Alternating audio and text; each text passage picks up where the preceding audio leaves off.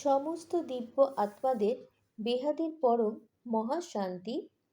7 secrets of Shiba, Bapuji দশরথভাই Patel. Shiva ব্রহ্মাণ্ডের সর্জন বিসর্জন কেন করে, মানে সৃষ্টি ধ্বংস কেন করে? পরমাত্মা শিব যখন ব্রহ্মাণ্ডকে সৃষ্টি আর ধ্বংস করে, কারণ ছোট বাচ্চারা যেমন খেলনা ভাঙাচোরা করে, সেই রকম এই ব্রহ্মাণ্ডটা শিবের কাছে একটা খেলনা ছাড়া আর কিছুই না। শিব সর্জন করে, সৃষ্টি করে, কিন্তু যখন শিবের পাওয়ার শেষ হয়ে যায়, মানে ডাউন হয়ে যায়, তখন শিব সূর্যের ভেতর প্রবেশ করে যায়, তখন কাল অগ্নি তৈরি করে। তখন পুরো ব্রহ্মাণ্ডকে, অনন্ত অনন্ত ব্রহ্মাণ্ড আছে, তখন যত শিবের ব্রহ্মাণ্ড, যতগুলো ব্রহ্মাণ্ড ততগুলো শিব। তখন এই পুরো ব্রহ্মাণ্ডকে, মানে শিব যত ব্রহ্মাণ্ড সৃষ্টি করেছে সমস্ত ব্রহ্মাণ্ডকে জ্বালিয়ে ভস্ম করে দেয়। তখন শিব ব্ল্যাক হোল হয়ে যায়। একেই তো সায়েন্সে ব্ল্যাক হোল বলে। আর এই ব্ল্যাক হোল আর শিবের তাহলে রিলেশন কি, মানে সম্পর্ক কি?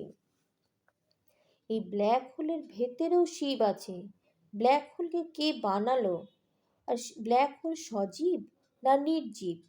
ব্ল্যাক হোলের গ্র্যাভিটি শক্তি আছে, মানে চৈতন্য শক্তি আছে। তখন শিবের চৈতন্য আত্মাও এর ভেতরে আছে। ব্ল্যাক হোল কখন হয়?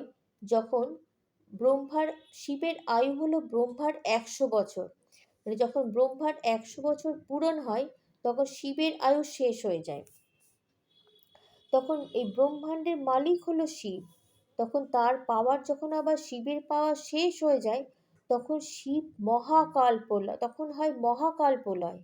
আর তখনই শিব সূর্যের ভিতর প্রবেশ করে যায়। তখন কাল অগ্নি সৃষ্টি করে, পুরো ব্রহ্মাণ্ডকে জ্বালিয়ে শেষ করে দেয়, ভস্ম করে দেয়। তখন ব্ল্যাক হোল হয়ে যায়। আর যখন সৃষ্টি করে, তখন সে সত্যম শিবম সুন্দরম হয়। ব্ল্যাক হোলের ভেতরেও শিব আছে। শিবের আত্মা এখানে আছে। প্রথমে পরমাত্মা ছিল, আর এখন এর ভেতর পরম তত্ত্ব শেষ হয়ে গেছে, এখন আত্মা হয়ে গেছে। তাই শিব থেকে জীবে পরিণত হয়ে গেছে। আবার সে তার বাবা মানে মহাশিবের কাছে গিয়ে পাওয়ার নিয়ে আসবে। আর তখন আত্মাতে পাওয়ার নিয়ে পাওয়ার বাড়াবে, তখন আবার সৃষ্টির জন্য তৈরি হবে। পরম শান্তি।